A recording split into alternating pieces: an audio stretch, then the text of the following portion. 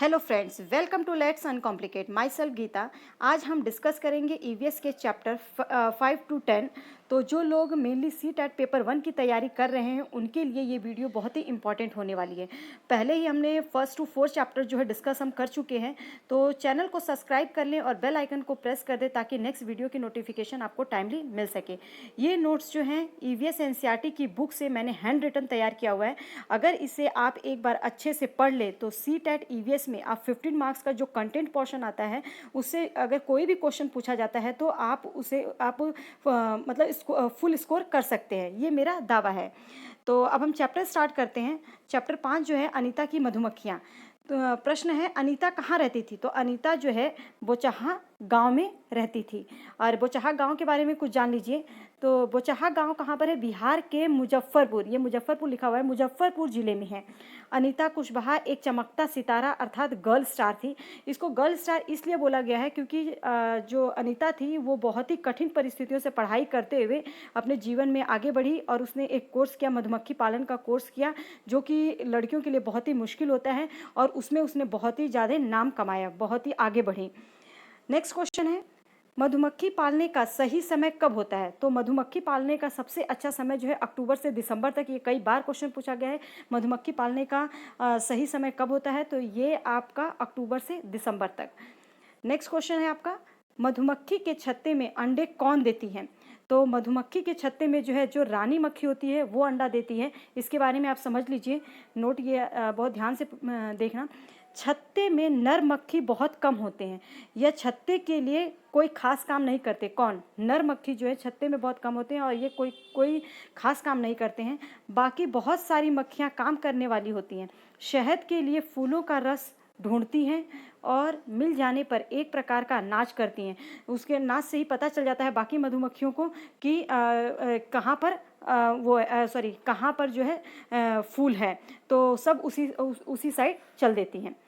Next question है, लीची के फूल कौन से माह में खिलते हैं? तो लीची के फूल जो है फरवरी माह में खिलते हैं और ये जो है मधुमक्खी यहीं से रस लेती हैं, लीची के फूल से ही जो है रस लेकर जो है मधु बनाती हैं। नेक्स्ट क्वेश्चन है, मधुमक्खी अंडे कब देती हैं? तो ये अक्टूबर से दिसंबर के माह में ही, क्योंकि इसीलिए ये जो अंडे का समय जो होता है इनका अक्टूबर से दिसंबर, इसीलिए बोला जाता है कि मधुमक्खी पालन का जो है सही समय जो है अक्टूबर से दिसंबर होता है। अक्टूबर से जनवरी भी मधुमक्खी पालन का सही समय हो सकता है। कई बार जो है अगर ऑप्शन में आपका अक्टूबर से दिसंबर और नहीं हो, अगर जनवरी दिया हो तो वो भी आपका आंसर सही होगा। नेक्स्ट पार्ट 6 जो है ओमना का सफ़र, ये 2-3 चैप्टर में इसको आपका ख़त्म होगा। ओमना का सफ़र कहाँ से, ओमना जो है कैसे एक जगह से शुरू करती है और कितना एक्साइटेड होती है और वो आगे कहाँ पर मतलब आगे अपने नानी के घर जाती है, तो वो एक डायरी लिखती है। तो ओमना का सफ़र जो है अपने डायरी में किस तरीके से उसने लिखा है उसी के बारे में बताया गया है। तो प्रश्न 1 जो है, ट्रेन कहाँ से चली? तो ट्रेन जो है कच्छ में गांधी धाम से चली थी। और गुजरात का प्रसिद्ध खाना क्या है? गुजरात का प्रसिद्ध खाना ढोकला, चटनी, नींबू वाले चावल और मिठाई है। कच्छ, गांधीधाम, वलसाड, अहमदाबाद और वलसाड़, ये कहाँ पर है? गुजरात में। कोई भी एक आपको जगह देकर, जो एग्जामिनर है कोई भी एक जगह आपसे देकर पूछ सकता है कि ये जगह कहाँ पर है। तो कच्छ, गांधीधाम, अहमदाबाद तो बहुत लोगों को पता होगा, लेकिन जैसे वलसाड हुआ, वलसाड़ हुआ, ये कहाँ पर है? ये भी गुजरात में ही है। कोझीकोड, कोझीकोड कहाँ है? दक्षिण भारत के केरल राज्य में, दक्षिण भारत के केरल राज्य में। आगे देखते हैं पार्ट 7 में क्या है? खिड़की से। तो इसमें क्या है? मडगांव कहाँ पर है? मडगांव जो है ये आपका गोवा में पड़ता है। नेक्स्ट क्वेश्चन, गोवा से केरल तक के रास्ते में गोवा से केरल तक के रेल के रास्ते में कितनी सुरंग और पुल हैं? कितनी सुरंग और पुल हैं? तो गोवा से जब हम केरल तक जाते हैं तो 92 सुरंगें पड़ती हैं और 2000 कम से कम पुल पड़ते हैं। तो ये क्वेश्चन भी बहुत ही इम्पॉर्टेंट है और कई बार पूछा गया है, तो इसको आप माइंड में रखिए कि गोवा से केरल तक जाने में 92 सुरंग और 2000 जो है पुल हैं। पुल या सुरंग बनाने का मुख्य कारण क्या होता है? पुल या मुख्य कारण जो है ट्रेन द्वारा पहाड़ व नदियाँ पार करना। पुल और सुरंग इसीलिए बनाया जाता है जहाँ पे जो बहुत ही कठिन रास्ते होते हैं और अगर वहाँ से हम वहाँ से नहीं जा सकते हैं तो लेकिन एक जगह से दूसरे जगह जाना ज़रूरी होता है, तो वहाँ पे जो रास्ते कटना है, जैसे कि नदी हुआ, अब वहाँ से कैसे ट्रेन जाए, तो उसके ऊपर पुल बना दिया जाता है। सुरंग भी ऐसे ही बना दिया जाता है, तो लोग एक जगह से दूसरी जगह पर आसानी से पहुँच जाते हैं। गुजरात से केरल तक पहुंचने में ट्रेन किन किन राज्यों से गुजरती है? तो गुजरात से अगर शुरू होगी और अगर केरल तक जाना है तो उसके बीच में महाराष्ट्र हमारा पड़ेगा, गोवा पड़ेगा और कर्नाटक। नेक्स्ट, उडुपी स्टेशन कहाँ पर है? उडुपी स्टेशन कर्नाटक में, बहुत ही इंपॉर्टेंट है। उडुपी स्टेशन जो है कर्नाटक में पड़ता है। नेक्स्ट क्वेश्चन, अब ये एक बार देख लीजिए आप, जो सुरंग है देखिए किस तरीके से, अब ये पहाड़ है, पहाड़ के अंदर से जो है ये आपका कट करके जो है बनाया गया है और यहाँ पे ये देखिए ये जो आपका, एक मिनट, ये आपका जो है नदी है, नदी के ऊपर किस तरीके से पुल बनाया गया है। तो इस तरीके से जो कठिन से कठिन रास्तों में भी ट्रेन को कैसे एक जगह से दूसरे जगह पर पहुंचाना है, ट्रेन कैसे जाए, तो उसका जो है इस तरीके से रास्ता निकाला जाता है। ये है हमारा पुल। आगे जो है भाषा और राज्य, ये बहुत बार पूछा जाता है। मलयालम कहाँ पे बोली जाती है? केरल में। कोंकणी कहाँ पर बोली जाती है? कर्नाटक, महाराष्ट्र, गोवा और केरल के कुछ हिस्से में। मराठी महाराष्ट्र, गोवा, दमन एंड दीव, दादर नगर हवेली। गुजराती गुजरात में बोली जाती है और कन्नड़ जो है कर्नाटक, आंध्र प्रदेश, महाराष्ट्र और तमिलनाडु में। ये आप बहुत अच्छे से इसे आप पढ़ लेना, ये बहुत ही इंपॉर्टेंट है। जो मैं इंपॉर्टेंट बोल रही हूँ इसका मतलब इससे कई बार क्वेश्चंस पूछे गए हैं। अप्पा जो है, अगर हम मलयालम में हम जाएं, जो दक्षिण भारत में लोग प्रयोग करते हैं अप्पा, तो केरल में जो है अप्पा को क्या मलयालम बोलते हैं? पिता को। और वलियम्मा, तो ये माँ की बड़ी बहन को जो है वलियम्मा बोलते हैं। अम्मू माँ की माँ को, ये पूछ देता है। नानी के घर, पाठ 8 है नानी के घर। तो नानी का घर कोट्यायम नगर कहाँ पर है? तो कोट्यायम नगर जो है ये केरल में है। फेरी क्या है? फेरी जो है एक प्रकार की नाव है जो केरल में चलती है और वो कैसी होती है ये देखिए। फेरी जो है ये किस तरीके से, मतलब एक नदी को पार करने के लिए एक प्रकार की लकड़ी की नाव बनाई जाती है जिसमें बहुत सारे लोग बैठकर एक जगह से दूसरी जगह पर जाते हैं। तो ये समझ लीजिए कि फेरी क्या होती है, केरल में ये चलती है और एक तरह की लकड़ी की नाव है। आगे, ओमना के अप्पा ने किन किन वाहनों के टिकट खरीदा? तो ट्रेन के खरीदे थे, बस के और फेरी के टिकट लगे थे। नेक्स्ट, ट्रेन के टिकट पर क्या क्या लिखा होता है? ये भी कई बार क्वेश्चन आया, बहुत ही इंपॉर्टेंट है। ट्रेन की टिकट पर क्या क्या लिखा होता है? ट्रेन की टिकट का नंबर होता है, सफ़र शुरू होने की तारीख, बर्थ एवं डिब्बे का नंबर होता है, किराया कितना है वो पूछा जाता है और दूरी जो है किलोमीटर में दी जाती है। इसके अंदर से कोई भी एक आपका मतलब एक ऑप्शन एग्जामिनर जो है दे सकता है।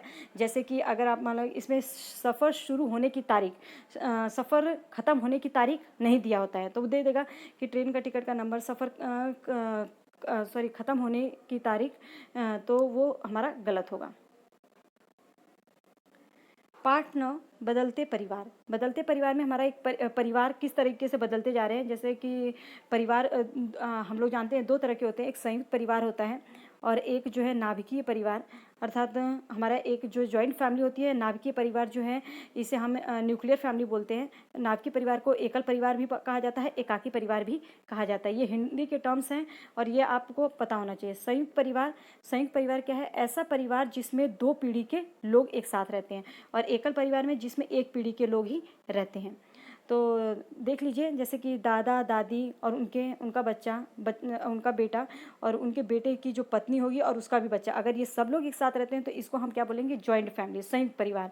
और अगर दादा दादी और पुत्र मतलब माता पिता और उनका बेटा बस होता है तो वो क्या होगा? हमारा न्यूक्लियर फैमिली, मतलब कि एकल परिवार। तो आगे पार्ट 10 जो है हुत अर्थात पार्ट 10 में जो है हुत तुतु किसको कहा गया है? ये कबड्डी है। इसे कबड्डी जैसे कबड्डी होता है वो उसी का एक नाम है हुत तुतु। प्रश्न 1, कबड्डी के टीम में खिलाड़ी कितने होते हैं?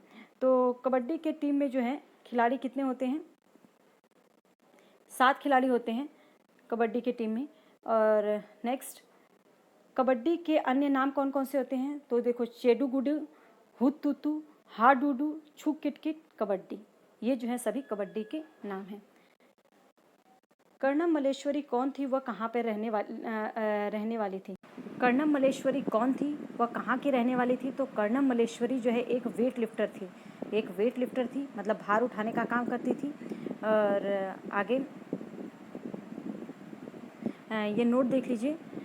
कर्णम मल्लेश्वरी के पिता जो है हवलदार थे, और कर्णम मल्लेश्वरी ने कब से भार उठाने का प्रयास करने लगी थी? तो ये 12 वर्ष की आयु से जो है भार उठाने का प्रयास करने लगी थी। अब वो कितने किलो तक का भार उठा लेती है? 130 किलो तक का भार उठा लेती है, और भारत के बाहर कम से कम 29 मेडल जो है अब तक जीत चुकी है। तो कर्णम मल्लेश्वरी देख सकते हैं, ये कर्णम मल्लेश्वरी हैं, और ये जो भारत के बाहर जो है 29 मेडल जो है जीत चुकी हैं। और इनके बारे में हम पढ़ते हैं, ये 3 बहनें हैं, जो कि अगर हम आज से 50 साल पहले देखें तो पहले लड़कियों के लिए कबड्डी खेलना बहुत अच्छा नहीं माना जाता था, ना ही लोग खेलने देते थे। लेकिन ये हीरा, लीला और जो ये तीनों बहनें हैं, ज्वाला, हीरा, लीला, तो इन तीनों ने ही कबड्डी खेला, और कबड्डी खेला ही नहीं, उसमें आगे भी बढ़ी। और मतलब इसमें जो हीरा है एक टाइम के बाद कोच भी बनी। तो ज्वाला, लीला, हीरा कहाँ रहती थी? तो ये मुंबई में रहती थी। तीनों बहनें कौन सा खेल खेलती थी? कबड्डी। हीरा तो कबड्डी की कोच भी बनी थी। जैसे अब ये कौन से किस खेल में कितने खिलाड़ी होते हैं? जैसे खो खो में कुल कितने खिलाड़ी होते हैं? कुल तो 15 खिलाड़ी होते हैं, लेकिन एक टीम में 7 खिलाड़ी होता है। एक खिलाड़ी जैसे कि बच जाता है। इस तरीके से आपको ये पता होना चाहिए, कबड्डी में भी 7 खिलाड़ी होते हैं। तो ये चैप्टर हमारा फिनिश होता है। ये हम अब तक 10 चैप्टर कर चुके हैं। फर्स्ट टू 4 जो है पहले एक वीडियो में है, और 5 to 10 एक वीडियो में है। अब एक साथ ही मैं देखती हूँ, पूरा एक साथ बनाऊंगी चैप्टर, तो आप इसे साथ साथ में लर्न करते रहिए। लर्न क्या, आप एक बार अगर वीडियो को अच्छे से देख लेंगे तो ये आपको याद हो जाएगा। तो अगर वीडियो कैसी लगी ये ज़रूर बताइएगा, और पसंद आए तो प्लीज़ लाइक कीजिए और शेयर कीजिए। Thank you.